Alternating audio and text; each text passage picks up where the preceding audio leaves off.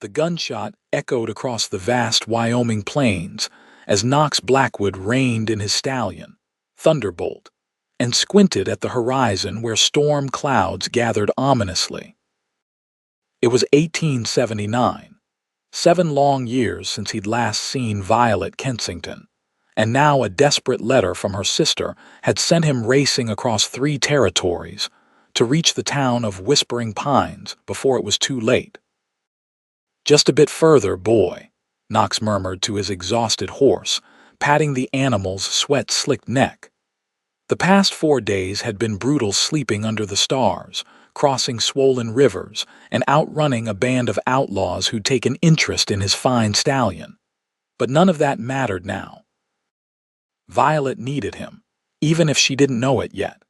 Knox adjusted his worn Stetson, feeling the familiar weight of his Colt revolver against his hip. At 32, his face bore the weathered lines of a man who'd spent his life under the punishing western sun. His dark beard was flecked with trail dust, and his blue eyes, once described by Violet as summer sky trapped in winter ice, had hardened from years working as a ranch foreman in Colorado Territory. The letter crinkled in his breast pocket as he urged Thunderbolt forward again. Catherine Kensington's handwriting had been shaky, desperate. "Violet's husband passed 6 months ago. The banker Hollister is circling like a vulture, threatening to take everything. She won't ask for help, Knox. Her pride won't let her. But I remember how you once looked at each other. If there was ever anything there, she needs that man now. Anything there." Knox nearly laughed at the understatement. What had been between them was a wildfire that consumed everything until her father intervened, until the promise of a Boston education and a proper life pulled her away, until letters stopped coming and Knox buried himself in work and whiskey. The first raindrop struck his face as Thunderbolt crested the final hill, revealing Whispering Pines in the valley below. 7 years ago, it had been little more than a trading post and a few scattered buildings. Now it was a proper town with a church steeple, storefronts, and at least 50 buildings sprawled along the main street. "Well, look at that," Knox muttered. "Civilization's come to Wyoming." As he rode down toward the town, the rain began falling in earnest. By the time he reached the main street, water streamed from the brim of his hat, and his duster was soaked through. Few people were out in the downpour, but those who were hurried along the wooden sidewalks with heads bent against the weather. Knox dismounted outside the Whispering Pines Hotel, tying Thunderbolt to the hitching post. The animal needed rest, food, and shelter much like himself. He patted the horse's flank before climbing the steps to the hotel's covered porch. Inside, a portly man with mutton chop whiskers looked up from behind the front desk. "Nasty weather to be traveling in, stranger." "Been in worse," Knox replied, removing his hat and shaking water from it. "Need a room and stable care for my horse." $2 a night for the room, 50 cents for the stable, the man said, sliding a registry book across the counter. Planning to stay long, Knox dipped a pen in the inkwell. "Depends on how my business goes." "And what business brings you to our little town?" The clerk's tone was conversational, but Knox recognized the careful curiosity of small-town folk toward newcomers. "Personal matters," Knox answered, signing the registry. "Old friends." "Well, we're a friendly sort here in Whispering Pines." "I'm Herbert Mason, owner of this establishment and town councilman." Knox nodded. "Knox Blackwood." Mason's eyebrows rose slightly. "Blackwood? The same Blackwood who worked the Circle K Ranch some years back." Knox's hand instinctively moved toward his gun. "You know me." Mason laughed, raising his hands. "No cause for alarm. It's just that Miss Violet mentioned a Blackwood once or twice. Her late husband's ranch neighbor, as I recall." Knox's heart quickened. "Violet Kensington. You know where I can find her?" "It's Violet Preston now, or rather Widow Preston. Poor woman's been having a rough go of it since James passed." Mason's voice lowered. Ranch is about 3 miles north of town, though if you're an old friend, I should warn you she's in a difficult position. That banker Hollister is pressing hard for her land. Knox pocketed the room key Mason handed him. Appreciate the information. Room 4, top of the stairs. I'll have a boy see to your horse. Mason hesitated. Mr. Blackwood, if you don't mind my saying, Miss Violet could use a friend right now. Town's divided on the matter. Some think a woman shouldn't be running a ranch alone. Others think Hollister's methods aren't entirely honorable. I'll keep that in mind, Knox said, then paused. One more thing, is Catherine Kensington still in town? Mason's face brightened. Oh yes, runs the schoolhouse now. Lives in the little white cottage behind it. Knox nodded his thanks and headed upstairs. In his room, he stripped off his wet clothes and washed away 4 days of trail dust as best he could with the basin of water provided. The mirror above the washstand reflected a face he barely recognized, leaner and harder than the young ranch hand who'd fallen for Violet Kensington 7 years ago. He'd been 25 then, working his way up from cowpuncher to foreman at the Circle K. Violet had been 19, fresh from finishing school back east and reluctantly spending a summer at her father's Wyoming holdings. Knox remembered the first time he saw her riding side saddle across the meadow, her dark hair escaping its pins, cheeks flushed with exertion and rebellion. Father insists I ride like a lady, she'd told him later, but the horses hate it as much as I do. The next day, he'd found her a proper saddle and taught her to ride astride when her father wasn't watching. By midsummer, they were meeting in secret riding at dawn, picnicking by the river, stealing kisses under the vast Wyoming sky. By August, they were planning a future together. Then September came, bringing with it Judge Kensington's discovery of their plans. The judge had been coldly efficient. Knox was dismissed from the Circle K, and Violet was sent back east to finish her education properly. Knox had written letters for months. Violet's replies grew shorter, then stopped entirely. A year later, he heard she'd married James Preston, son of a Denver banker. Knox pulled on clean clothes and sat heavily on the bed. 7 years was a long time. Violet was a widow now, struggling to hold onto her ranch, and he was, what? A fool chasing an old dream. A knight riding to a maiden's rescue. Or just a man who'd never stopped loving a woman who'd moved on without him. Outside, thunder rumbled across the sky. Knox lay back on the bed, listening to the rain and wondering what tomorrow would bring when he faced Violet Preston for the first time since she'd broken his heart. Morning arrived with clearing skies and a town coming to life. Knox ate breakfast in the hotel dining room, gathering information from conversations around him. Whispering Pines had grown during a copper mining boom, though the mines were playing out now. The Preston Ranch was one of the largest cattle operations in the county, or had been, until James Preston's death. Now Hollister's bank held notes on the property, and rumors circulated that the banker was more interested in the land than loan repayment. Knox's first stop was the small white cottage behind the schoolhouse. Catherine Kensington answered his knock immediately, as if she'd been watching for him. Knox Blackwood, she said, her face lighting with relief. You actually came. Your letter didn't leave much room for debate, he replied. Catherine, 5 years older than Violet and unmarried by choice, had always approved of Knox. Now she pulled him inside the cottage and closed the door. I wasn't sure you'd still care enough to come, she admitted. Knox removed his hat. I'm here. Now tell me exactly what's happening. Catherine's story confirmed what he'd already pieced together.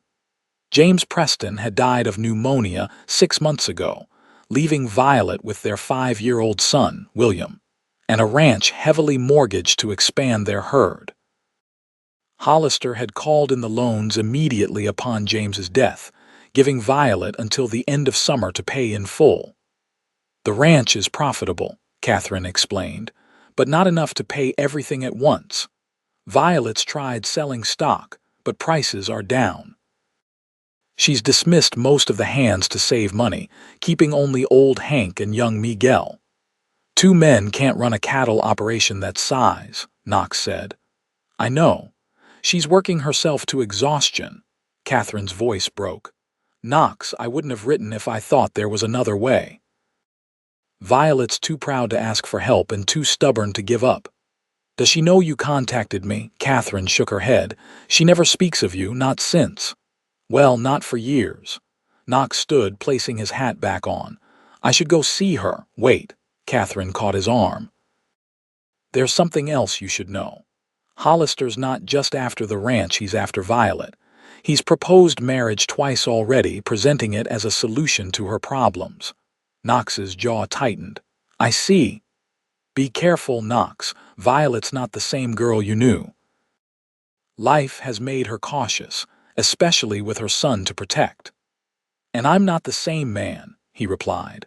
Knox borrowed a horse from the livery stable, leaving Thunderbolt to rest another day. The ride to the Preston Ranch took him through rolling hills dotted with sagebrush and ponderosa pine. As he crested the final ridge, the ranch spread before him a sprawling main house, barn, bunkhouse, and corrals with cattle grazing on the grasslands beyond. A young boy spotted him first, running from the chicken coop toward the house shouting, Mama, rider coming. Knox's heart hammered as a woman emerged onto the porch, shading her eyes against the morning sun. Even at this distance, he would know her anywhere the proud set of her shoulders, the way she stood with one hand on her hip. Her dark hair was pulled back in a simple knot, and she wore a practical work dress rather than the fashionable clothes of her youth. As Knox approached, the boy William, he presumed ran to stand protectively in front of his mother. A good lad, Knox thought, already looking out for his family. Knox reined his horse to a stop and dismounted, keeping his movements slow and deliberate. He removed his hat as he approached the porch steps. Good morning, Violet, he said, his voice steadier than he felt. She didn't speak immediately. Her eyes, those remarkable green eyes that had haunted his dreams for 7 years, widened in shock, then narrowed with wariness. Knox Blackwood, she finally said, her voice cool and controlled. This is unexpected. I was passing through, he lied. Heard about your situation. Her chin lifted defiantly. And you thought I needed rescuing. I assure you, Mr. Blackwood, I'm managing my affairs quite adequately. The formality stung, but he'd expected nothing less. Never thought otherwise. You were always capable. William tugged at his mother's skirt. Mama, who is this man? Violet placed a hand on her son's shoulder. An old acquaintance, William. Mr. Blackwood worked for your grandfather many years ago. Knox knelt to the boy's level. Pleasure to meet you, William. That's quite a fine stick you're carrying. The boy held up the carved wooden piece proudly. It's my sword. I'm practicing to fight bad guys. A worthy pursuit, Knox said solemnly. Every ranch needs a good defender. William studied him with curious eyes, his mother's eyes. Knox noted with a pang. Do you know how to fight bad guys? William, Violet interrupted. Please go help Miguel gather the eggs. I need to speak with Mr. Blackwood. The boy hesitated, clearly reluctant to leave his post as protector.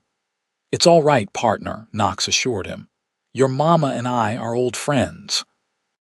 Once William had run off toward the chicken coop, Violet's composed expression faltered. Why are you really here, Knox? Catherine wrote to me, he admitted. She's worried about you. Anger flashed across Violet's face. She had no right. This isn't your concern. Maybe not, Knox agreed. But I came anyway. Why? We haven't spoken in 7 years. Knox met her gaze steadily. You know why? Something flickered in her eyes, pain, memory, or perhaps both before she looked away. Things are different now. I have responsibilities, a son, a ranch to save. I'm not here to complicate your life, Violet. I'm offering help, nothing more. She laughed without humor. Help?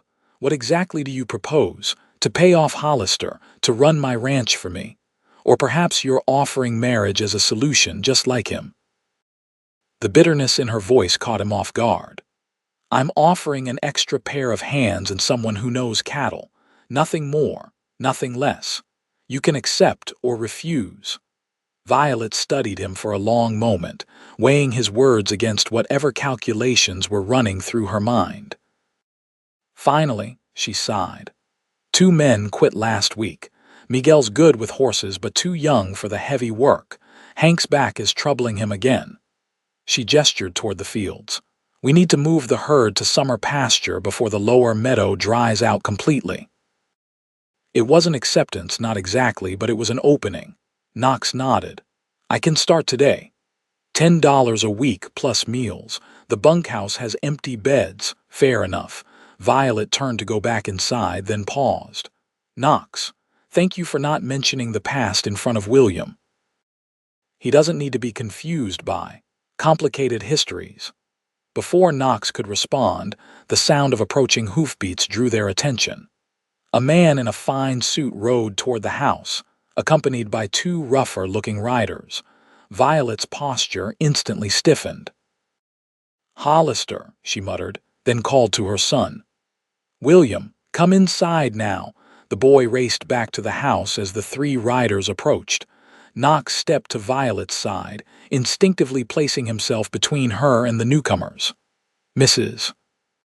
Preston, the lead rider called jovially as he dismounted. Beautiful morning, isn't it?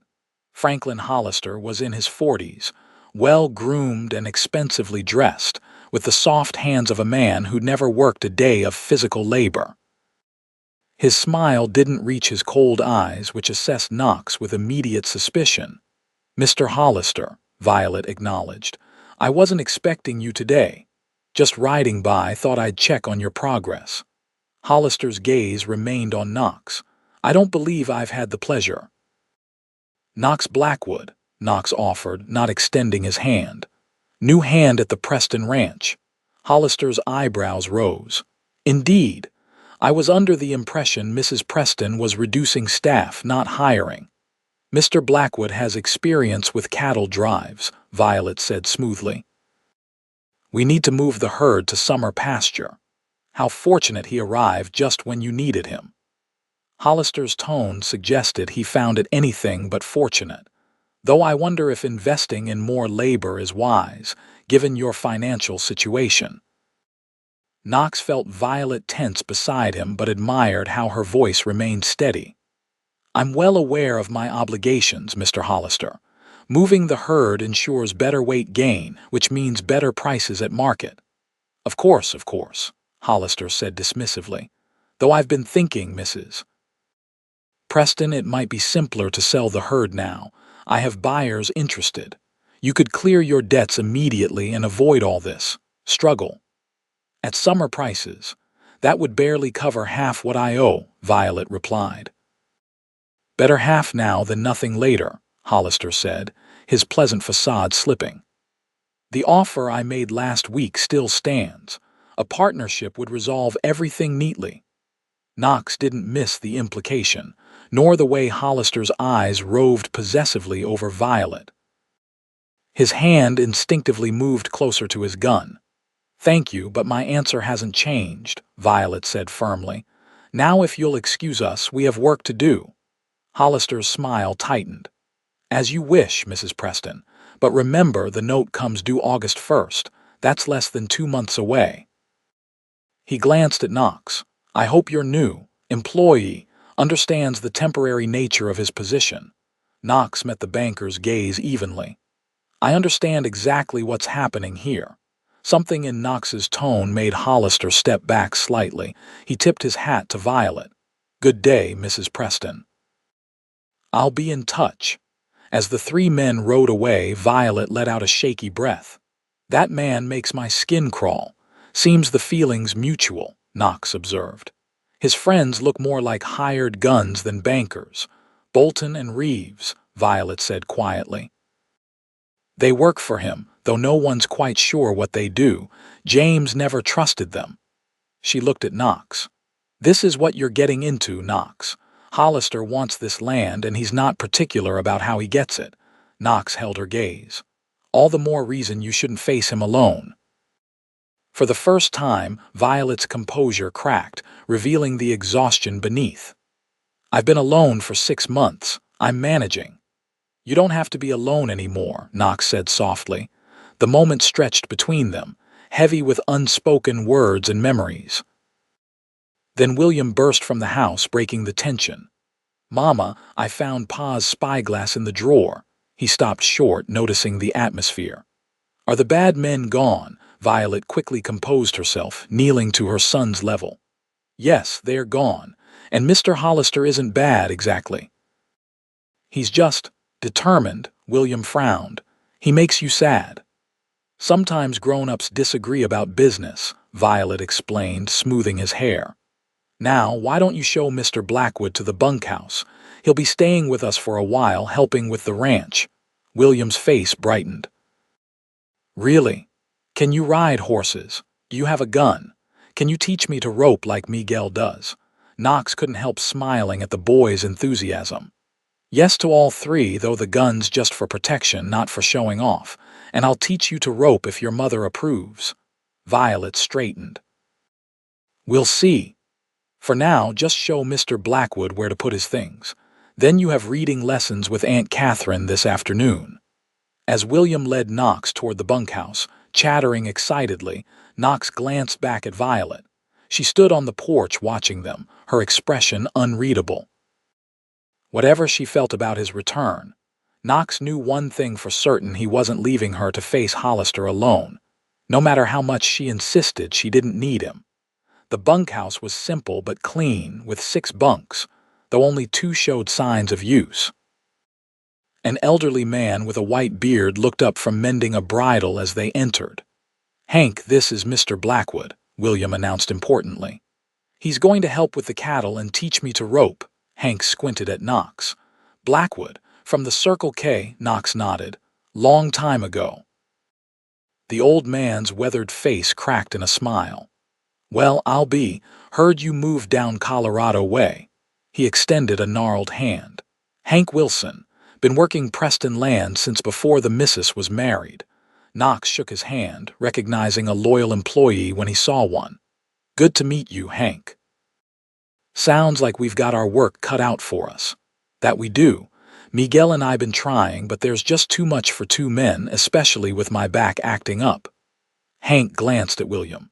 Run along now, boy. Men need to talk. Once William had departed, Hank's expression turned serious. You should know what you're getting into. Mrs. won't say it, but we're in trouble here. Hollister's squeezing hard. I know about the loan, Knox said. Hank spat into a cup. Ain't just the loan. Strange things been happening. Cattle found dead with no cause. Fences cut. 2 hands quit after being threatened in town. Knox's eyes narrowed. Threatened by who? Them fellas that ride with Hollister, Bolton, and Reeves. Never caught him at it, but everyone knows. Hank leaned forward. There's copper on the north end of this property. Not much, maybe, but Hollister's got investors wanting to mine it. Does Violet know? Mrs. knows, but won't sell on principle.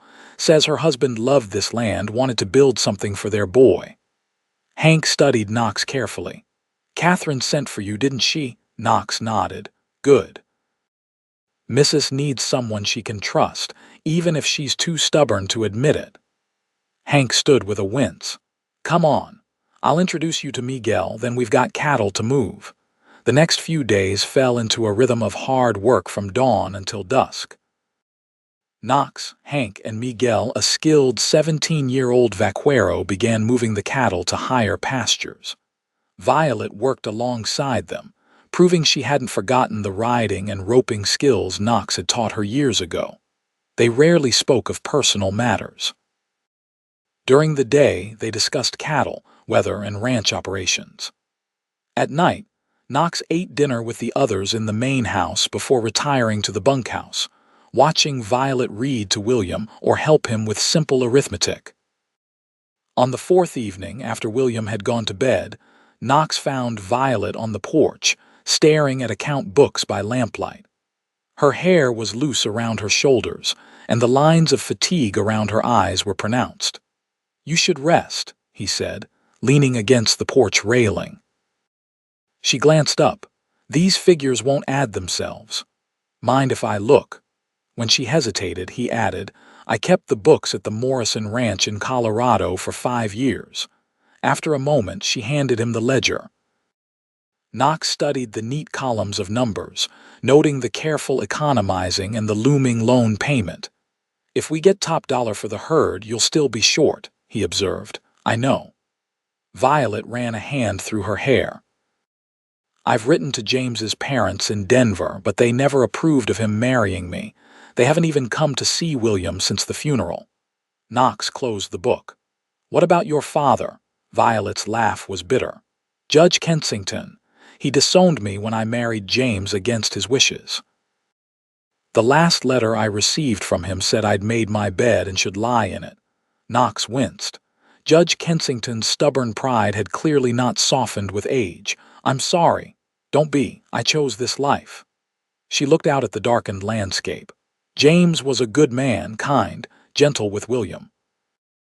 He loved this land. Knox fought against the jealousy that rose at her words. James Preston had given Violet what Knox couldn't: stability, a family, a home. "Tell me what happened," he said quietly. "After you left Wyoming." Violet was silent so long he thought she wouldn't answer. When she spoke, her voice was distant, as if recalling a story that had happened to someone else. "Father sent me to my aunt in Boston, said I needed to forget my foolish infatuation with a penniless cowboy." She glanced at him. "I wrote to you." "For a while," Knox acknowledged. "Yes, for a while," Violet sighed. "Then Father showed me the newspaper announcement of your engagement to Alina Morrison." Knox stared at her, stunned. "What engagement?" "There was never the Morrison Ranch owner's daughter," Violet continued. "Father had business associates in Colorado who confirmed it, said you'd become foreman and were marrying into the family." "Violet, that never happened." Knox moved closer, willing her to believe him. "Alina Morrison was 16 years old when I started working there. I was a hand, not foreman. Her father would have shot me for even looking at her." Violet's expression wavered between doubt and hope. "But Father showed me the announcement. It had your name." "Then it was a different Knox Blackwood, or your father fabricated it." Knox took a deep breath. "I waited for your letters. When they stopped coming, I wrote to Catherine. She told me you were happily pursuing your studies and asked me not to contact you again." Violet's eyes widened. "Catherine would never, unless—" She pressed a hand to her mouth. "Unless Father intercepted her mail too. He was capable of it." They stared at each other, the weight of 7 years of misunderstanding hanging between them. "I met James a year later," Violet finally said. "He was kind when I needed kindness. I grew to love him in my way." Knox nodded, understanding the unspoken truth. She had married James Preston with a heart still wounded by what she believed was Knox's betrayal. "I'm sorry, Violet, for all of it." She stood abruptly, gathering her books. "It was a long time ago. We were different people." "Were we?" Knox asked softly. Their eyes met in the lamplight, and for a moment, Knox saw the 19-year-old girl who had raced him across meadows and dreamed of a future together. Then Violet's walls came back up. "Good night, Knox. We have an early start tomorrow." As she disappeared into the house, Knox remained on the porch, piecing together the elaborate deception that had separated them. Judge Kensington had been determined to keep his daughter from marrying a ranch hand with no prospects, and he'd succeeded.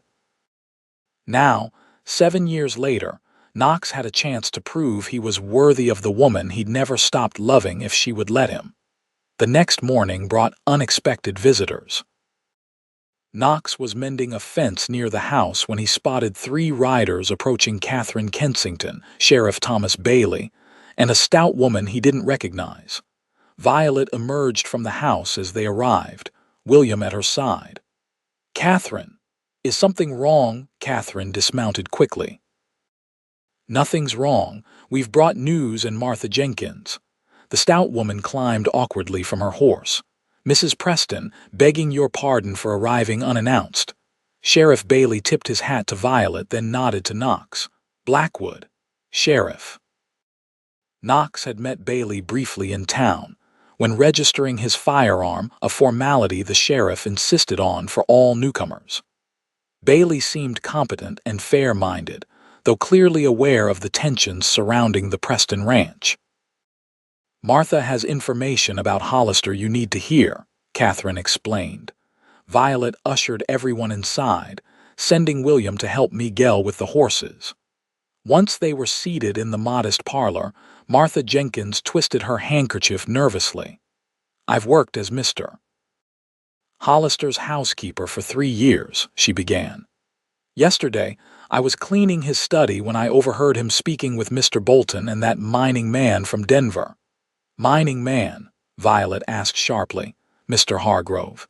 He's been staying at the hotel for 2 weeks." Martha leaned forward.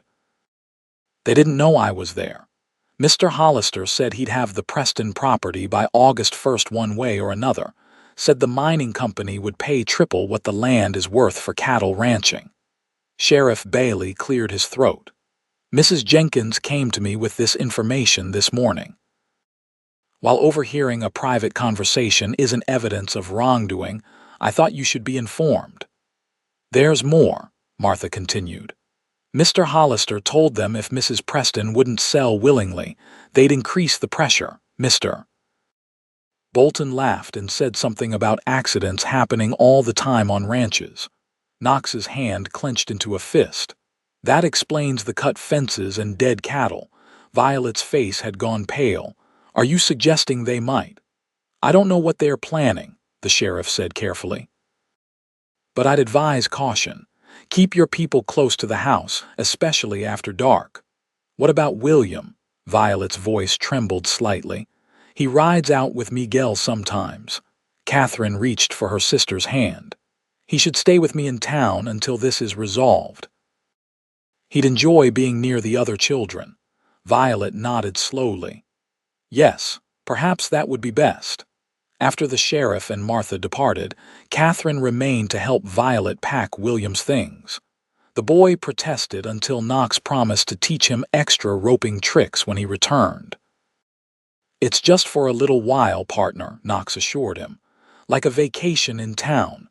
As Catherine's wagon disappeared down the road with William waving from the back, Knox noticed tears in Violet's eyes. "He'll be safer there," he said gently. "I know." She wiped her eyes quickly.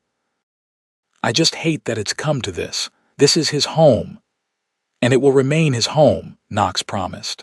"We won't let Hollister take it." Violet looked at him, really looked at him, for the first time since his arrival. "Why are you doing this, Knox? After everything that happened or didn't happen, as it turns out, why come back for a fight that isn't yours?" Knox met her gaze steadily. "You know why." Before she could respond, Hank called from the barn, "Riders coming. Looks like Hollister." Knox and Violet hurried to the front of the house. Sure enough, Hollister approached with Bolton and Reeves flanking him. This time they were accompanied by a fourth man expensively dressed with a city man's pallor. "Hargrove," Violet murmured. "The mining investor." Knox positioned himself beside her as the men dismounted. "Let me handle this." "It's my ranch," she replied firmly. Hollister affected surprise at finding Knox there. "Mr. Blackwood, still employed, I see. And where's the young master today?" "Visiting his aunt," Violet answered coolly. "What brings you here, Mr. Hollister?" "Our business meeting isn't scheduled until next week. I've brought someone I'd like you to meet." Hollister gestured to the well-dressed stranger. "Edward Hargrove of the Denver Mining Consortium. Mr. Hargrove has a proposition that might solve all your problems, Mrs. Preston." Hargrove stepped forward with a practiced smile. "Mrs. Preston, I understand you're in a difficult position. My company is prepared to purchase your property for a very generous sum, enough to clear your debts and provide handsomely for your future." "My ranch isn't for sale," Violet replied. "Perhaps you should hear the figure before deciding," Hollister suggested. Mr. Hargrove is offering $12,000. Knox couldn't help the low whistle that escaped him. The amount was indeed generous, nearly double what the ranch would fetch as cattle land. Violet's expression remained unchanged. "The Preston Ranch is not for sale at any price, gentlemen. Now, if you'll excuse us, we have work to do." Hargrove's smile faded. "Mrs. Preston, I don't think you understand. The copper deposits on your northern ridge make this land extremely valuable. You're sitting on a fortune that you can't access without mining equipment and expertise." "I understand perfectly," Violet countered. "I also understand that mining would destroy the grazing land, pollute our water, and turn this ranch into an industrial wasteland. My answer is no." Hollister's pleasant facade slipped. "Be reasonable, Violet. You can't possibly manage this place alone. The loan comes due in 7 weeks. Where will you find $8,000 by then?" "That's my concern, not yours," Violet said. Bolton, the larger of Hollister's men, spat on the ground. "Mighty stubborn for a woman about to lose everything." Knox stepped forward, hand hovering near his gun. "You're on Preston property. I suggest you watch your tone." Bolton's eyes narrowed. "Or what, Cowboy? Gentlemen, please." Hollister raised his hands placatingly. "We're here to negotiate, not quarrel." He turned to Violet. "Think of your son, Mrs. Preston. This offer would secure his future." "My son's future is here on the land his father loved," Violet replied. "Now I'll ask you once more to leave." Hargrove shook his head. "This is pointless." "I told you she wouldn't listen to reason." "She'll listen when she has no choice," Hollister muttered, then forced a smile. "Very well, Mrs. Preston. We'll respect your wishes today, but my offer won't remain open indefinitely. Think carefully about what's best for your son." As the men mounted their horses, Reeves lingered, eyeing the property. "Shame if anything happened to this place. Lot of accidents can happen on a ranch. Fires, stampedes, all kinds of danger for a woman alone." Knox moved toward him menacingly. "She's not alone," Reeves smirked. "For now." After they departed, Violet's composure finally broke. She sat heavily on the porch steps, hands shaking. "They're going to take everything, aren't they? If not by foreclosure, then by force." Knox sat beside her. "Not if I have anything to say about it. What can we do against men like that?" "They have money, influence. We have something they don't," Knox said. "People who care about this land and what happens to it." Violet looked at him skeptically. "Meaning what exactly?" "Meaning it's time to call in some favors," Knox replied. "Starting tomorrow." The next morning, Knox rode into town before dawn. His first stop was the telegraph office, where he sent wires to former colleagues in Colorado and Wyoming. Next came visits to neighboring ranchers' men who competed with the Preston Ranch, but maintained the code of the West that dictated helping neighbors against outside threats. By midday, Knox had secured promises of support from 3 neighboring ranches. The Morrison outfit would loan men for the cattle drive to market. The Barton spread would contribute hay if needed. Old Joe Freeman promised to spread the word among smaller ranchers about Hollister's tactics. At the general store, Knox encountered Sheriff Bailey. "Making the rounds, I see," the sheriff observed. Knox nodded. "People should know what Hollister's planning. Be careful, Blackwood. Hollister has friends on the town council, and enemies too, I'd wager." The sheriff didn't deny it. "Martha Jenkins found herself dismissed this morning." "No reason given." "Convenient timing," Knox remarked. "Indeed." Bailey lowered his voice. "I've written to the territorial marshal about Hollister's banking practices. Seems he's foreclosed on 6 properties in the last 2 years, all with mining potential, all subsequently sold to Hargrove's consortium." "That suggests a pattern." "It does, but marshals move slowly and August 1st comes quickly." Bailey tipped his hat. "Give my regards to Mrs. Preston." Knox's final stop was Catherine's cottage, where William greeted him enthusiastically. The boy had been helping his aunt in the schoolhouse garden but dropped his tools immediately upon seeing Knox. "Did you bring Thunderbolt? Can I ride him? Is Mama coming to get me today?" Knox smiled, ruffling the boy's hair. "Not today, partner. Your mama's busy getting ready for the cattle drive." He glanced at Catherine. "How's he settling in?" "Like he's been here forever," Catherine replied. "He's made friends with the Cooper boys next door." While William ran to fetch his sword to show Knox, Catherine's expression grew serious. "I heard about Hollister's visit yesterday. Martha Jenkins is staying with me now she's afraid to remain in town." "Smart woman," Knox said. "How's Violet handling everything?" Catherine studied him. "She's stronger than she appears, though she seems. Different since you arrived. Different how? More like the Violet I remember from before." Catherine hesitated. "She loved you, Knox, deeply. When she believed you'd moved on with another woman, it nearly destroyed her." Knox's jaw tightened. "Her father has a lot to answer for." "Yes, he does," Catherine sighed. "Judge Kensington was determined that Violet would marry someone who could provide the life he thought she deserved. He never understood what she truly wanted." "And what was that?" Catherine smiled sadly. "Freedom. Adventure. Love without conditions. Everything you represented."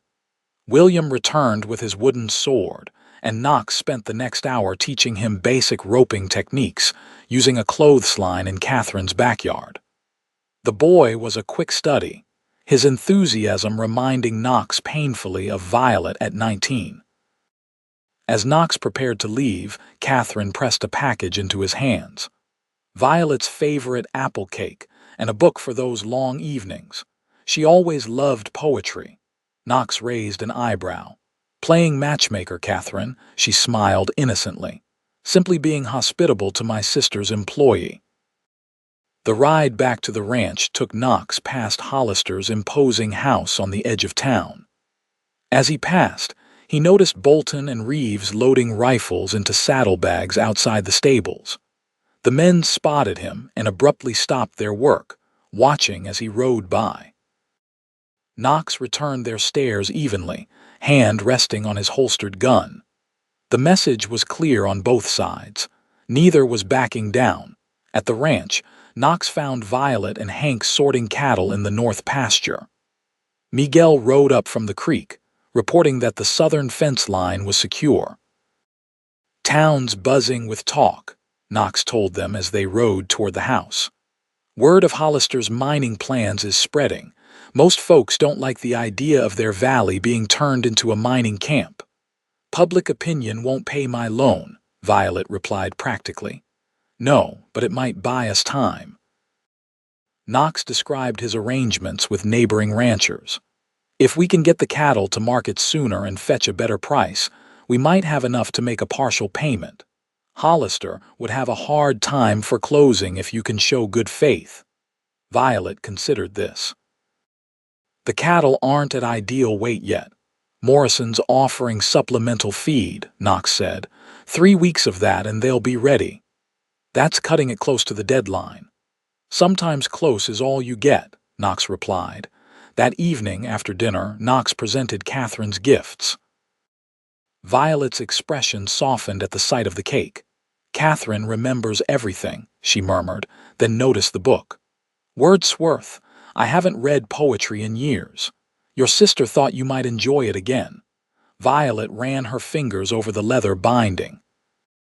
"James never cared for poetry. Said it was impractical." They sat on the porch as twilight descended, sharing the cake in comfortable silence. Eventually, Violet opened the book, reading aloud in the fading light. "My heart leaps up when I behold a rainbow in the sky, so was it when my life began. So is it now I am a man, so be it when I shall grow old, or let me die." Her voice faltered on the final lines. "The child is father of the man, and I could wish my days to be bound each to each by natural piety." Knox watched her in the gathering darkness, remembering how she'd once recited Tennyson to him under Wyoming stars, her voice full of passion and dreams. You still read beautifully, he said quietly. Violet closed the book. Poetry seems frivolous now, a luxury from another life. It's not frivolous to remember beauty exists, Knox replied. Even in difficult times, especially then. She studied him in the twilight. You've changed, Knox. You're steadier somehow. 7 years of responsibility does that to a man. Tell me about Colorado, she said suddenly. Were you happy there? Knox considered the question. Content, maybe. The Morrisons treated me fairly. I learned a lot, saved some money, but happy. No, not exactly. Because of me.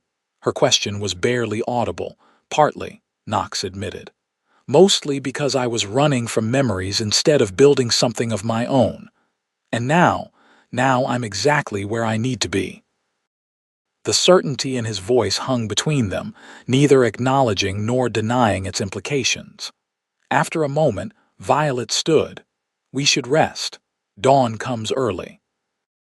Knox remained on the porch long after she'd gone inside, listening to the night sounds and planning their next moves against Hollister.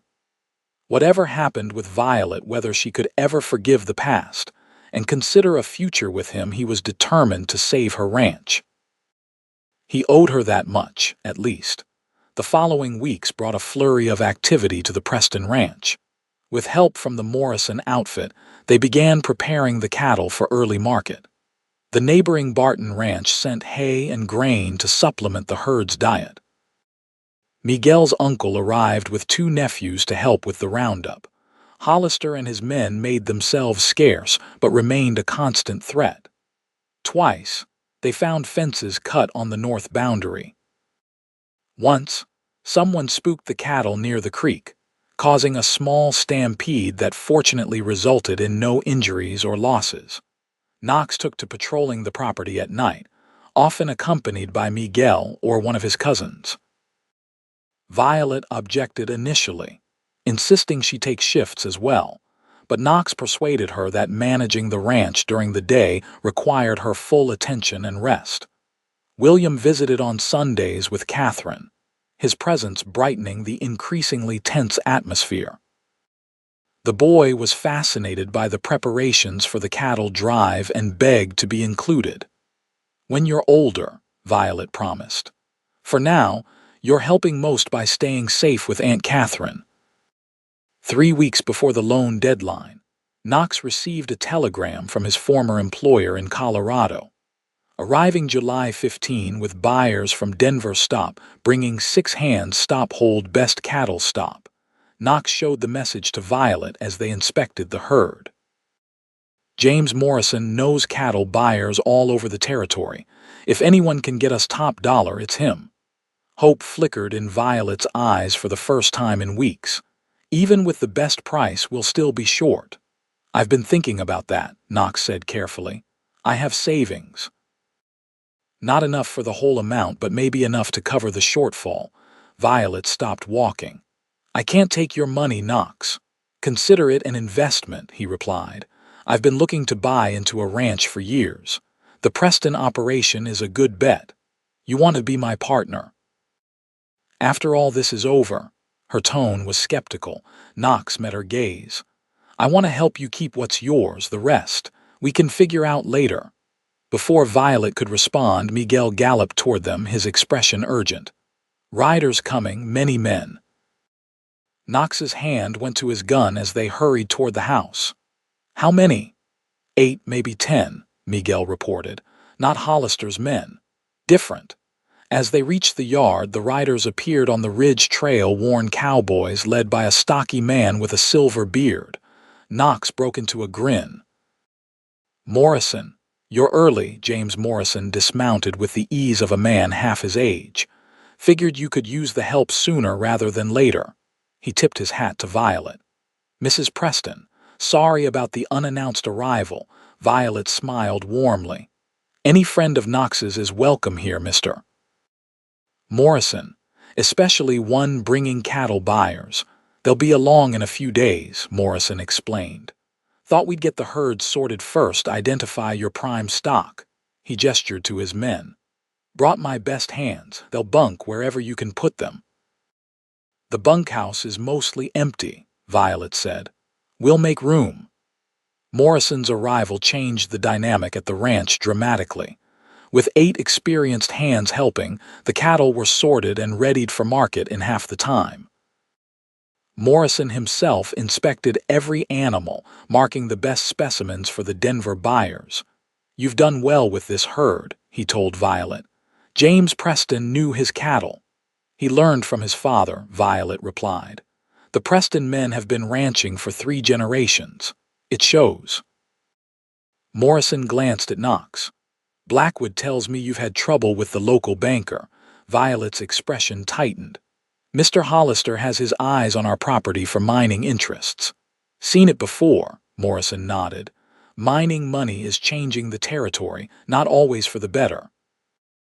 That evening, as the expanded crew ate dinner at long tables set up in the yard, Sheriff Bailey rode in with Catherine and William. "Thought you should know," Bailey said without preamble. "Hollister's hired 4 more men, rough types from over Cheyenne Way."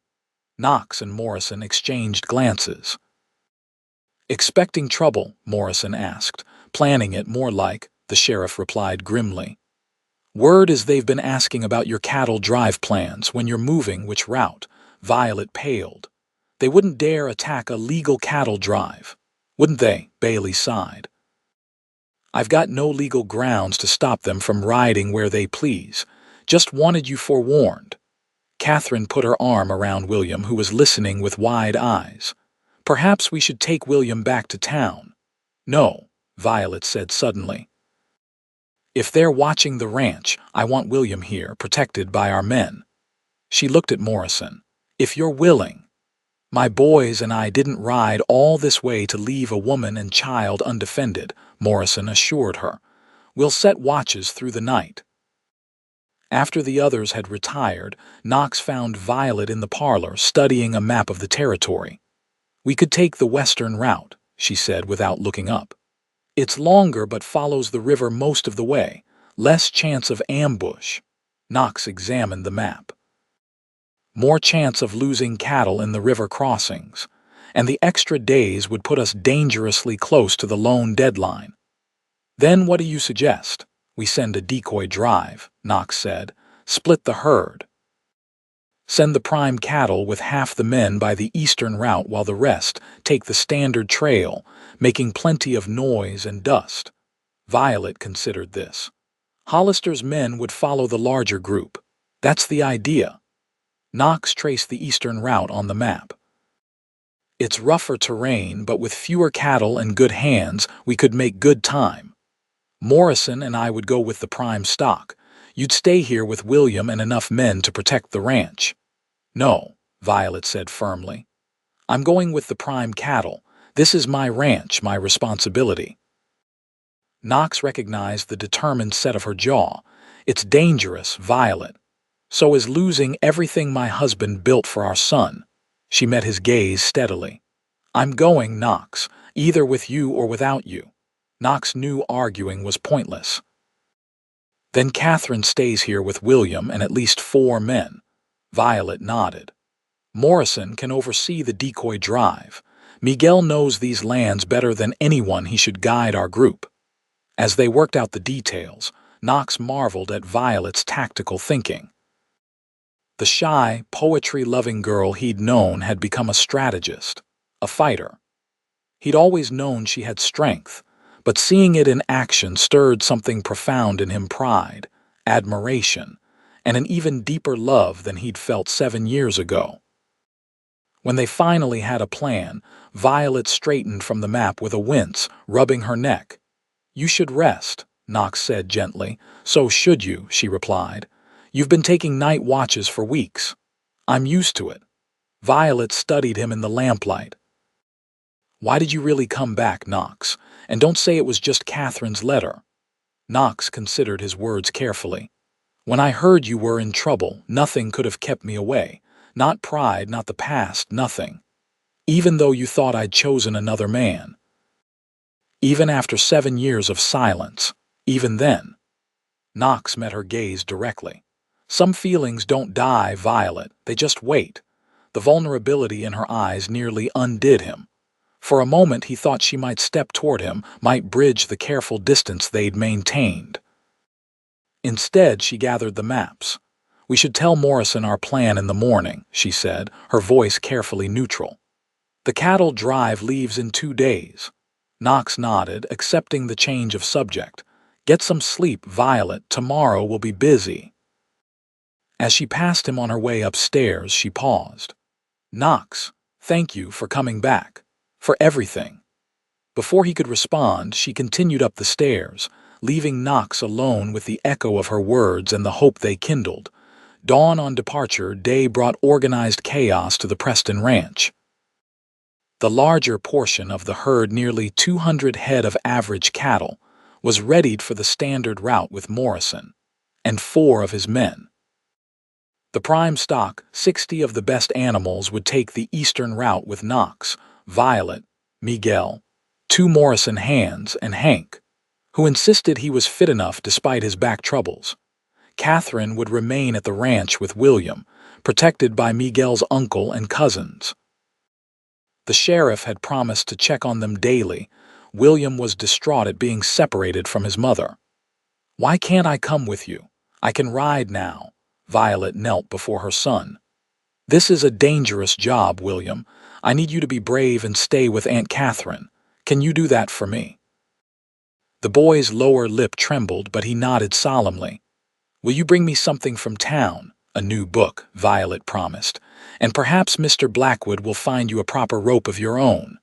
William brightened at this. "Really? My very own lasso?" Knox smiled. "A junior size. Just right for practicing." As the decoy drive departed with much noise and dust deliberately drawing attention, Knox's smaller group slipped away quietly, heading east through a narrow canyon that would shield them from distant observers. Violet rode confidently beside Knox, dressed in practical riding clothes rather than a dress. With her hair braided and tucked under a wide-brimmed hat, she looked every inch the capable rancher. "Morrison will give us a day's head start before making camp," Knox reminded her. "By then, we should be well ahead and on terrain Hollister's men don't know." "If they're watching at all," Violet said hopefully. Knox didn't share her optimism. "Hollister's invested too much to give up now. He'll have men watching both the ranch and the trails." The eastern route proved as challenging as expected. The narrow path hugged steep hillsides and crossed rocky streams. By midday, they'd made good progress without incident, stopping in a sheltered valley to rest the cattle and horses. As Miguel and the others tended the herd, Knox scouted the ridge above them, watching for any sign of pursuit. Violet joined him, bringing jerky and water. "See anything?" she asked. Knox shook his head. "Not yet. Doesn't mean they're not out there." They sat in companionable silence, surveying the rugged landscape. The July sun beat down mercilessly, but a breeze from the mountains brought occasional relief. "I'd forgotten how beautiful it is," Violet said softly. "When you're working the ranch day in and day out, you sometimes forget to look up." Knox understood completely. "That's why I used to take you riding at dawn. Everything looks different in that first light, like the world is being created all over again." Violet smiled at the memory. "You taught me to see Wyoming through new eyes. I'd spent years at finishing school, learning how to be a proper lady, only to return and realize I didn't know my own home anymore. And I was the inappropriate ranch hand who corrupted you with dawn rides and poetry under the stars," Knox teased. "You weren't inappropriate," Violet corrected. "You were exactly what I needed." Her smile faded. "My father never understood that. Would he understand now, if he knew what you've built here, how you fought for your son's inheritance?" Violet considered this. "Perhaps. Though Judge Kensington rarely admits he's wrong." She glanced at Knox. "Did you ever want to confront him after what he did to separate us?" "Every day for years," Knox admitted. "Then less often. Eventually, I just wanted to understand why he thought I wasn't good enough for you." "It wasn't about you," Violet said quietly. "It was about his vision for my life. Harvard-educated lawyers and Boston society, respectability, security. And now, what's your vision? Violet gazed across the valley.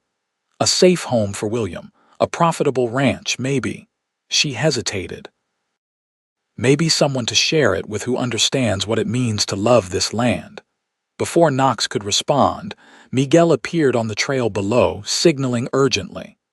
Knox raised his spyglass, scanning the direction Miguel pointed. "Riders," he reported grimly. "At least 4 following our trail." "Hollister's men?" Violet asked, standing quickly. "Can't tell from this distance, but they're moving fast and not trying to hide it." Knox pocketed the spyglass. "We need to move. Now." They hurried back to the herd, quickly organizing the cattle to continue their journey. Hank groaned as he remounted, his back clearly troubling him. "You all right, old-timer?" Knox asked. "Been better, been worse," Hank grumbled. "Won't slow you down." Miguel rode up, his young face serious. "There is another way, a path my grandfather showed me. Very difficult, only for emergencies." "This qualifies," Knox said. "Lead on." Miguel guided them off the main trail into what appeared to be impenetrable brush. Behind it lay a narrow game trail that wound steeply upward. Driving the cattle this way proved challenging. The animals balked at the unfamiliar path, and the terrain forced them to proceed single file in places. By sunset, they'd gained significant elevation and put several miles between themselves and their pursuers. Miguel led them to a small plateau with a spring-fed pool, an ideal spot to rest the herd overnight. "We will be safe here," Miguel assured them. "The path behind us is too narrow for men to approach quietly, and there is only one way up." Knox organized watch shifts, taking the first himself. As darkness fell, the others settled around a small, carefully shielded fire. Violet checked on Hank, who lay on his bedroll with a pained expression. "Back seizing up again?" she asked sympathetically. "Nothing to fuss over," Hank insisted, though his grimace belied his words. Violet dug in her saddlebag, producing a small jar. "Catherine's liniment. It helped James when his old cavalry injury acted up." While Violet tended to Hank, Knox patrolled the perimeter of their camp, rifle in hand.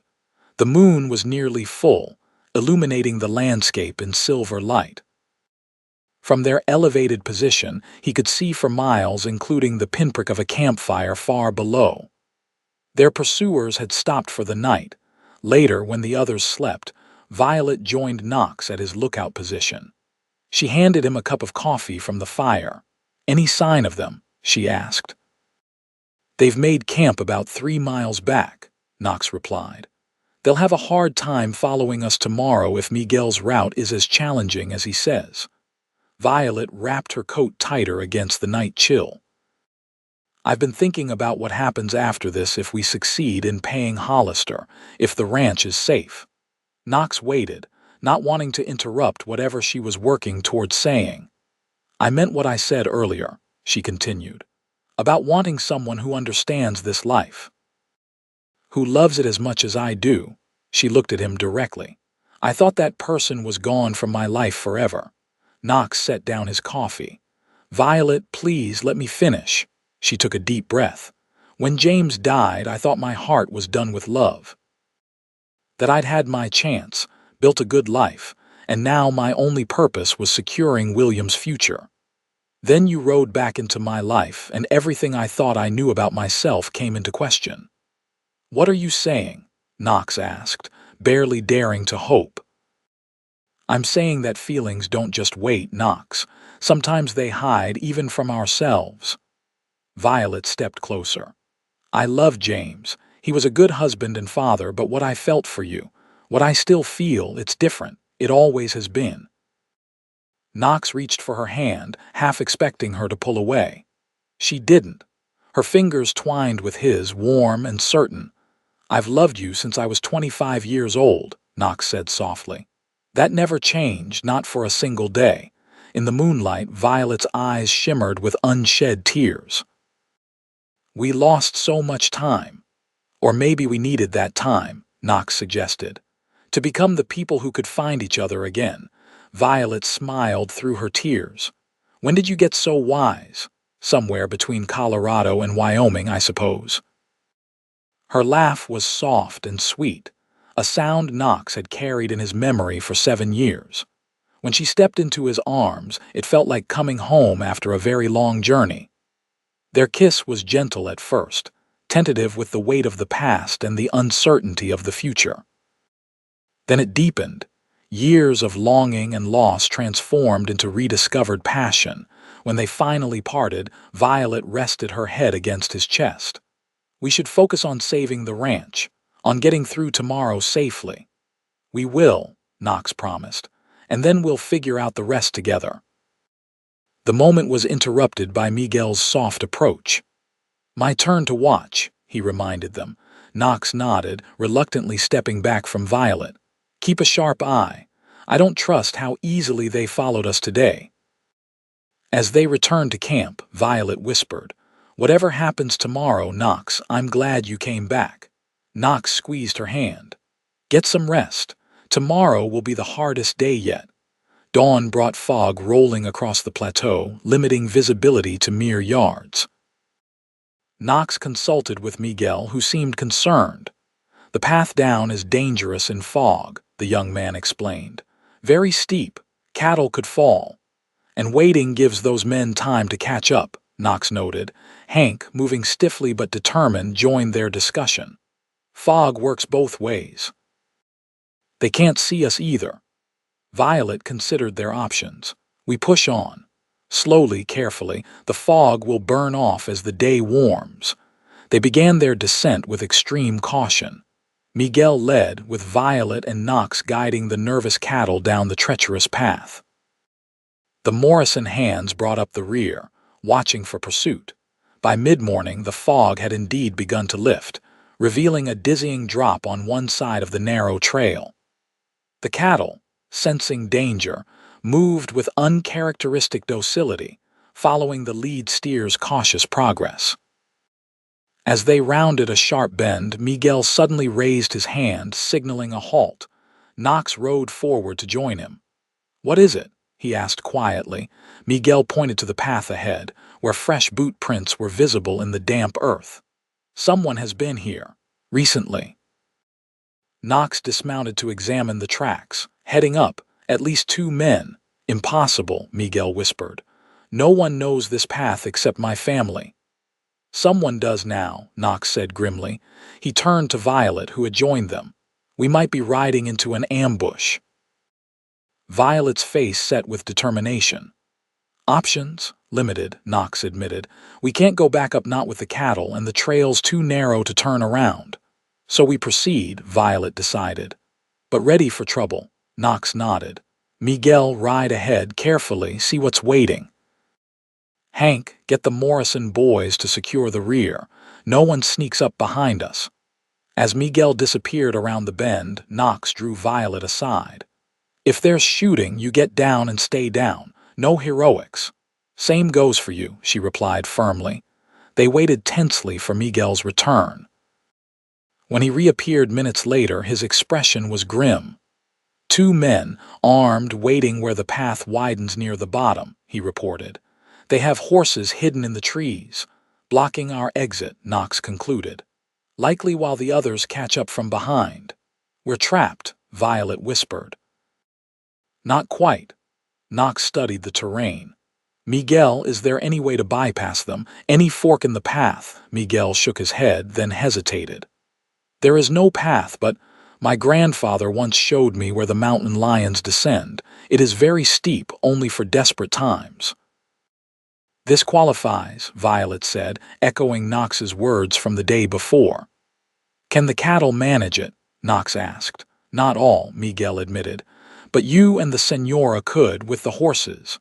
Knox understood immediately. You're suggesting we split up. Violet and I take the mountain lion route while you and the others continue with the cattle as a distraction. Miguel nodded. The cattle are what they expect to find. They will not look for 2 riders on a different path. It's too dangerous, Violet protested. I won't leave my men to face Hollister's thugs alone. It's our best chance, Knox argued. You and I can reach town, bring the sheriff back with a posse, catch Hollister's men in the act of attacking a legal cattle drive. Hank joined them, having overheard. He's right, missus. You two go for help. We'll keep the herd moving slow, buy you time. After a moment's internal struggle, Violet nodded. Be careful, all of you. Miguel led them to a barely visible game trail branching off the main path. It is there, very steep. Your horses must be sure-footed. They are, Knox assured him. He clasped the young man's shoulder. Keep everyone safe. We'll be back with help as soon as possible. As they prepared to separate, Violet embraced Hank. Don't be a hero, old friend. Never been accused of that before, Hank chuckled. Don't you worry about us. Just get to town in one piece. The path Miguel had indicated proved even more treacherous than described a near vertical descent through loose shale and scrub brush. They dismounted, leading their horses carefully down the precarious slope. Some mountain lion route, Knox muttered as his boot dislodged a shower of stones. More like a death wish. Violet managed a tight smile. Remind me to have a word with Miguel's grandfather about his definition of path. Despite the danger, they made good progress. The route curved away from the main trail, eventually joining a dry creek bed that wound toward the valley floor. By noon, they had descended to safer terrain, able to mount their horses and proceed at a faster pace. If we push hard, we can reach town by sunset, Knox calculated. Sheriff Bailey could organize a posse and be back at the mountain by dawn. Violet nodded, her face etched with worry. I hope Miguel and the others can hold out that long. They rode in silence for a time, picking up speed as the terrain allowed. The creek bed gradually widened, joining a proper stream bed with occasional pools of water where they stopped briefly to rest the horses. As they prepared to continue, Knox froze at the sound of approaching hoofbeats. Quick, into those trees. They concealed themselves in a dense stand of pines just as two riders appeared upstream. Knox recognized them immediately. Bolton and Reeves, Hollister's men. They must have split their forces, Violet whispered. Some to ambush the cattle, others to patrol the lowlands. Knox nodded, watching as the men paused to water their horses. They're blocking our route to town. There must be another way, Violet murmured.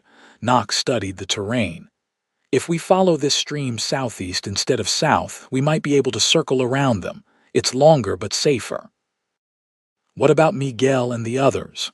We can't help them if we're caught ourselves, Knox reasoned. Come on while those two are distracted. They retreated quietly, then urged their horses into the water, following the stream eastward to mask their tracks. The detour added hours to their journey, forcing them to navigate unfamiliar territory as the sun began its westward descent. By late afternoon, Knox estimated they were still at least 3 hours from town. We won't make it before dark, he admitted. Violet pointed to a plume of smoke visible in the distance. That might be a homestead. Perhaps they could send someone to town while we continue toward the mountain. The smoke led them to a small farm nestled in a protected valley. A weathered sign proclaimed it the Jensen place. As they approached, a man emerged from the barn, rifle ready. State your business, he called. Knox raised his hands to show they meant no harm. My name's Knox Blackwood. This is Violet Preston. We're in trouble and need help. The man lowered his rifle slightly. Preston. From the cattle ranch north of Whispering Pines. Yes, Violet confirmed. And you are Eric Jensen. My wife and I homesteaded here 5 years back. He studied them warily. What kind of trouble? They quickly explained the situation. Jensen listened gravely, then invited them inside where his wife, Martha, provided coffee while they discussed options. I know Hollister, Jensen growled.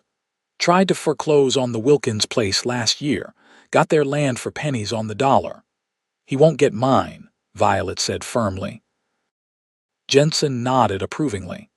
I can ride for the sheriff. My boy can guide you back toward your men. He knows every trail in these hills. Relief washed over Violet. We'd be very grateful. Jensen's teenage son, Thomas, proved as knowledgeable as promised. While his father rode for town, Thomas led Knox and Violet along a series of hidden trails that wound back toward the mountain. Pa and I hunt these woods every fall, the boy explained. There's an old trapper's cabin up ahead where you can rest the horses before the final climb. The cabin was little more than a shelter, a single room with a stone fireplace and rough plank floor, but it offered a place to rest and regroup as darkness fell. We should continue at first light, Knox decided. It's too dangerous to navigate those trails in the dark. Violet paced the small space anxiously. Miguel and the others could be in danger now. Miguel's smart, Knox reminded her. He'll keep them moving slowly, avoid confrontation if possible. Thomas prepared a simple meal from supplies in his saddlebags, then announced he would sleep in the lean-to outside with the horses. Give you folks some privacy, he said with the directness of youth. Alone in the cabin, Knox built a small fire to ward off the mountain chill. Violet sat before it, staring into the flames. We're so close, she said softly. So close to saving everything the ranch, William's inheritance, yet it could all fall apart tomorrow. Knox sat beside her. It won't. We've come too far. She looked at him, the firelight casting warm shadows across her face. How can you be so certain? Because I've seen you fight for what matters, Knox replied. And because this time, you're not fighting alone. Violet leaned against him, her head resting on his shoulder. I was alone for so long. Even with James, he was kind, but he never truly understood why the land mattered to me, why I couldn't be satisfied with being just a rancher's wife. And why is that? Knox asked gently. Because this land is part of me, she answered. The openness, the challenge of it. The freedom. She looked up at him. You understood that, from the beginning. I saw it in you the first time we rode together, Knox agreed. The way you came alive under that big Wyoming sky. Violet's hand found his. I never stopped loving you, Knox, even when I thought you'd forgotten me. Even when I built a life with James, there was always a part of my heart that remembered what we had. Knox brushed a strand of hair from her face. If we succeed tomorrow, when we succeed, what happens next? I don't know exactly, Violet admitted, but I know I want you beside me. Helping me run the ranch, raise William. Building something together the way we once dreamed. Is that a proposal, Mrs. Preston? Knox asked with a smile. Violet laughed softly. Perhaps it is, Mr. Blackwood, though I believe tradition suggests you should be the one asking. Knox took both her hands in his. Violet Kensington Preston, when this is over, when your ranch is secure and your son's future protected, will you consider becoming Violet Blackwood? Her answer was a kiss that spoke of 7 years of separation, of rediscovered love, and of hope for the future. As the fire burned low, they held each other, sharing whispered plans and promises until sleep finally claimed them. Dawn broke clear and cold. Thomas was already tending the horses when Knox and Violet emerged from the cabin. Pa should have reached town last night, the boy assured them. Sheriff Bailey will be gathering men. They'll be coming up the main trail by now. Then we go up the mountain, Knox decided. Meet our men coming down, help them if needed. The climb was arduous but faster than their descent had been. Thomas guided them along game trails that switchbacked up the mountainside, occasionally stopping to study tracks or listen for sounds of their companions. By mid-morning, they had reached an overlook that provided a view of the main trail below. Knox used his spyglass to scan for signs of movement. There, he said suddenly. About half a mile down, the herd is moving very slowly. I can see Miguel at the lead. Violet took the spyglass. They're bunched too tightly, and where are the Morrison hands? As if in answer, the crack of a rifle shot echoed across the valley. Then another. Ambush, Knox said grimly. He turned to Thomas. How quickly can we reach them? There's a cut-off trail just ahead, the boy replied. Drop straight down to the main path.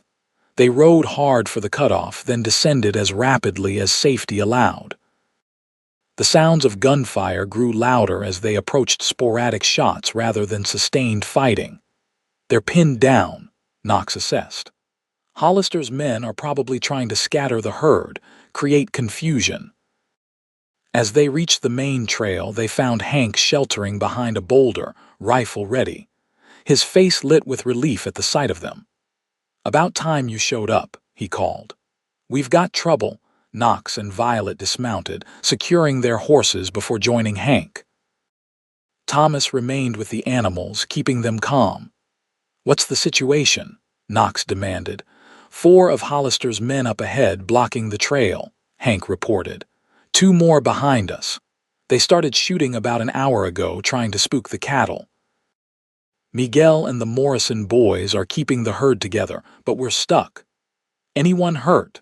Violet asked anxiously. Just scratches so far. They're firing warning shots, trying to make us abandon the cattle. Hank's expression darkened. It's Hollister's game, make it look like we couldn't manage the drive, force you to sell at a loss. The sheriff's coming, Knox informed him. Jensen rode for town last night. Bailey should be on his way with a posse. If we can hold out that long, Hank muttered. A bullet struck the rock above them, showering them with stone chips. Knox pulled Violet lower. We need to reach Miguel and the others, he said. Consolidate our position. Hank pointed to a ravine running parallel to the trail. That gully provides some cover. If you're fast, you can make it. Knox turned to Violet. Stay here with Hank. Not a chance, she replied firmly. My men, my cattle, my fight. There was no time to argue. Together they crawled to the edge of the ravine, then slid down into its relative protection. Crouching low, they worked their way forward until they reached Miguel and the Morrison hands, who had created a defensive position among fallen logs and boulders. Miguel's face showed relief and surprise. Senora, we thought you were going for help. Help is coming, Violet assured him. We need to hold this position until the sheriff arrives. One of Morrison's men, a weathered cowboy named Davis, spat tobacco juice. Been holding for an hour already. These boys ain't serious fighters, just trying to scare us off. Hollister won't want bloodshed if he can avoid it, Knox agreed. Too many questions afterward. He wants this to look like a business failure, not a theft. A volley of shots interrupted their conference, forcing everyone to take cover. When the firing stopped, a voice called from the rocks above. Preston, you're outgunned and surrounded. Send the woman out to talk terms. Knox recognized Bolton's voice. That's not happening, he shouted back. Sheriff's on his way with a posse. You boys might want to consider if Hollister's paying you enough to hang. Silence followed this announcement. Knox could imagine the men conferring, weighing their options. Finally, Bolton called again. We just want the cattle. Let us drive them back to town and nobody gets hurt. Those cattle belong to Mrs. Preston, Knox responded. You touch them, it's rustling, and that's a hanging offense in Wyoming territory. More silence. Then a single shot rang out, striking a tree near their position, a warning, not an attack. They're getting nervous, Davis observed. Thinking about their necks. Good, Knox said. The longer we can keep them talking, the better chance the sheriff has of reaching us. Violet checked her pocket watch. If Jensen reached town last night and Bailey left at dawn, they could be here within the hour. The standoff continued, with occasional exchanges of gunfire but no concentrated attack. Hollister's men seemed content to keep them pinned down rather than risk a frontal assault. As the morning wore on, Knox noticed the cattle growing increasingly restless. They need water, Miguel noted. And the day grows hot. If we lose cattle to thirst, it's as bad as losing them to rustlers, Violet worried. Knox studied the terrain. There's a creek about 50 yards east of our position, if we could move the herd there. Under fire, Davis asked skeptically. We create a diversion, Knox suggested. Something to draw their attention while we move the cattle. Before they could develop this plan further, the distant sound of multiple riders approaching from below reached them. Everyone tensed, weapons ready. Could be more of Hollister's men, Hank warned. Knox crawled to a position where he could see down the trail. After a moment, he broke into a grin. It's Bailey, and he's brought half the town with him. The relief was palpable as the sheriff's posse came into view, at least 15 armed men riding hard up the trail. At their appearance, Hollister's men fired a few desultory shots, then began retreating. "Hold your fire," Sheriff Bailey called as he approached. "Unless they shoot first." The standoff dissolved quickly. 2 of Hollister's men surrendered immediately. The others, including Bolton and Reeves, attempted to flee but found escape routes blocked by members of the posse who had circled behind them. Within 30 minutes, all 6 attackers were disarmed and under arrest. Bailey dismounted, approaching Knox and Violet. "Sorry we couldn't get here sooner. Had to gather men, and these mountain trails aren't easy." "You're right on time, Sheriff," Violet said warmly. "You've saved my cattle and possibly our lives." "Thank Jensen," Bailey replied. Man rode into town like the devil himself was chasing him. He glanced at the captured men. "Bolton's already talking. Says Hollister paid them to disrupt the drive, make it look like an accident or incompetence." "Will it be enough to charge Hollister?" Knox asked. Bailey nodded grimly. "Between this and what Martha Jenkins overheard, we've got him. Territorial Marshal's been notified. Hollister will face charges of conspiracy at minimum." With the immediate danger past, they turned their attention to the cattle. The animals were thirsty and stressed, but otherwise unharmed. Bailey assigned 4 of his men to assist with moving the herd to water and continuing the drive to town. "The rest of us will escort these fellows to jail," he said, indicating the prisoners. "I imagine you'll want to be present when we arrest Hollister." "Wouldn't miss it," Knox assured him. The remainder of the cattle drive proceeded without incident. By late afternoon, they reached gentler terrain, and by evening the lights of Whispering Pines were visible in the valley below. As they made camp for the final night on the trail, Violet found a quiet moment with Knox by the fire. "Tomorrow we'll know if we've succeeded," she said softly. "If the buyers Morrison arranged will pay enough." Knox took her hand. "Whatever happens, we faced this together, and we'll face whatever comes next the same way." "Together," Violet agreed, leaning against him. "The way it was always meant to be." Morning brought clear skies and renewed determination as they drove the cattle into town. Word of the attempted rustling and Hollister's arrest had spread rapidly. Townspeople lined the streets, watching as the prime Preston stock was herded into the holding pens near the stockyards. Catherine waited there with William, who broke away to run to his mother the moment he spotted her. "Mama, did you catch the bad men? Sheriff Bailey said you were very brave." Violet embraced her son tightly. "We all were brave, especially Mr. Blackwood." William turned to Knox with undisguised admiration. "Did you shoot anyone? Mr. Jensen said there was a gunfight on the mountain." "No shooting required," Knox assured him, ruffling the boy's hair. "Just a lot of loud talking." Catherine hugged her sister. "Hollister's in jail. The Territorial Marshal arrived this morning to take statements.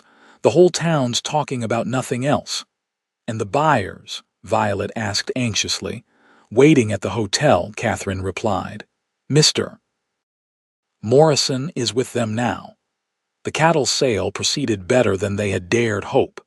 Morrison had brought 2 buyers who competed against each other, driving the price higher than expected. By mid-afternoon, the deal was concluded. 60 prime cattle sold for a sum that, combined with Violet's savings, would cover the loan with a small margin to spare. "James would be proud," Morrison told Violet as they left the bank, loan papers marked paid in full in her hand. "You've saved his legacy for your son." "I had help," Violet acknowledged, glancing at Knox. "More than I deserved, perhaps." As they stepped onto the street, they were approached by Martha Jenkins, who had been staying with Catherine. "Mrs. Preston, have you heard the latest, Mr. Hollister has been removed as bank president. The board of directors appointed Mr. Whitman as interim manager, and he's reviewing all of Hollister's foreclosures." This news spread ripples of excitement through the town. Hollister had made many enemies during his tenure, and his downfall was cause for celebration among those who had suffered from his predatory practices. That evening, a spontaneous gathering formed at the Whispering Pines Hotel. Morrison and his men were preparing to return to Colorado, and the townspeople wished to thank them and celebrate Hollister's arrest.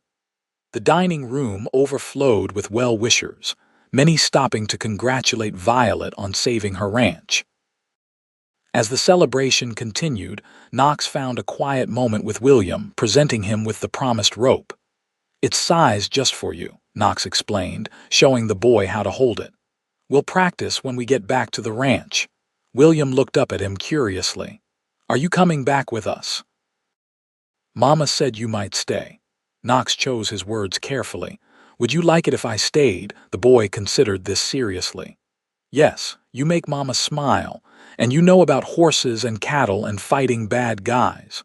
All important qualifications," Knox agreed solemnly. "Did you know my pa?" William asked suddenly. "No, I didn't have that honor," Knox replied, "but I hear he was a good man who loved you and your mother very much." William nodded. "Mama says he's watching over us from heaven. Do you think he'd mind if you stayed at our ranch?" Knox felt a lump form in his throat at the boy's innocent question. "I think your father would want your mother to be happy and for you to have someone to teach you about horses and cattle." This seemed to satisfy William, who turned his attention back to his new rope, practicing the wrist motion Knox had demonstrated.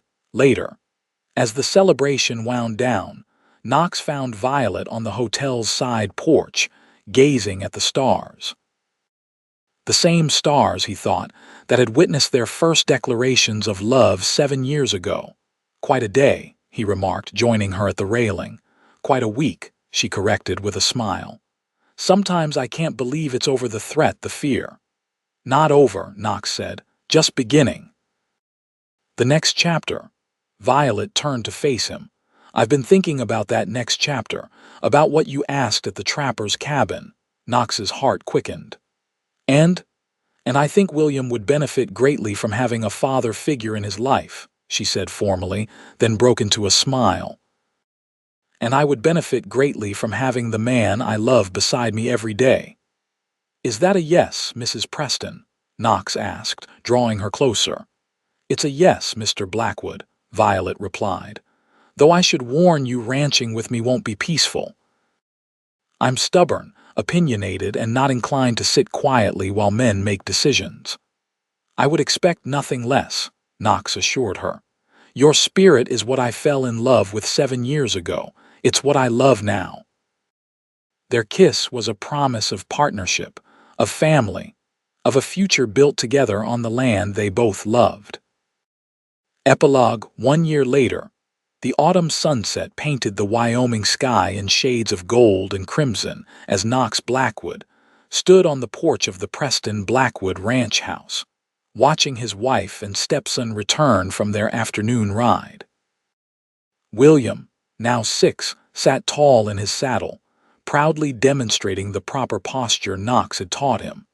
The past year had brought changes to all their lives. Knox and Violet had married in a simple ceremony in the town church 3 months after Hollister's conviction. The banker was now serving a 10-year sentence in the territorial prison. His scheme to acquire mining properties through fraudulent foreclosures having been fully exposed by the marshal's investigation. The Preston Ranch, now the Preston Blackwood Ranch, had flourished under their joint management. Knox's experience and connections had brought new breeding stock and improved techniques, while Violet's financial acumen kept them profitable, despite fluctuating cattle prices. William had embraced Knox as a stepfather with the uncomplicated acceptance of childhood. He proudly told anyone who would listen that he had 2 fathers, one in heaven watching over us, and one here teaching me to be a rancher. As Violet and William reached the yard, Catherine emerged from the house with a bundle in her arms. Margaret Eleanor Blackwood, born 2 months earlier, and named for both grandmothers. Catherine had moved to the ranch after the wedding, taking charge of William's education and helping with the new baby. "Look how high I can post," William called, demonstrating his riding technique. "Knox says I'm a natural horseman." "Indeed you are," Violet agreed, dismounting gracefully despite having only recently returned to riding after Margaret's birth. "Though perhaps you should start using Pa instead of Knox now that the baby's here. It might get confusing otherwise." William considered this as Knox helped him down from his pony. "Can I? Would that be all right?" "Nothing would make me prouder," Knox assured him, his heart full at the boy's question. As Catherine took William inside to wash for dinner, Violet handed the baby to Knox and leaned against him, watching the sunset. "Happy?" she asked softly. Knox looked at his wife, at the infant in his arms, at the thriving ranch spread before them. "Beyond words," he replied. "You?" Violet's smile was answer enough, but she added, "I keep thinking about how differently things might have turned out if Catherine hadn't written to you, if you hadn't come." "I would have found my way back to you eventually," Knox said with certainty. "Some things are meant to be." As if in agreement, little Margaret made a contented sound in her father's arms. Inside, they could hear William chattering excitedly to Catherine about his riding lesson. From the bunkhouse came the sound of the ranch hands gathering for their evening meal, a family of a different sort, but family nonetheless. "We should go in," Violet said eventually. "It's getting cool." But they lingered a moment longer, savoring the peaceful ending to the day and the promise of all the days to come, days they would face together, as they had always been meant to do. "I love you, Violet Blackwood," Knox said simply. "And I love you," she replied, "for always." As the first stars appeared in the darkening sky, they turned together toward the warm light of home, toward the future they had fought for, and won, a future built on rekindled love and the steadfast promise of forever.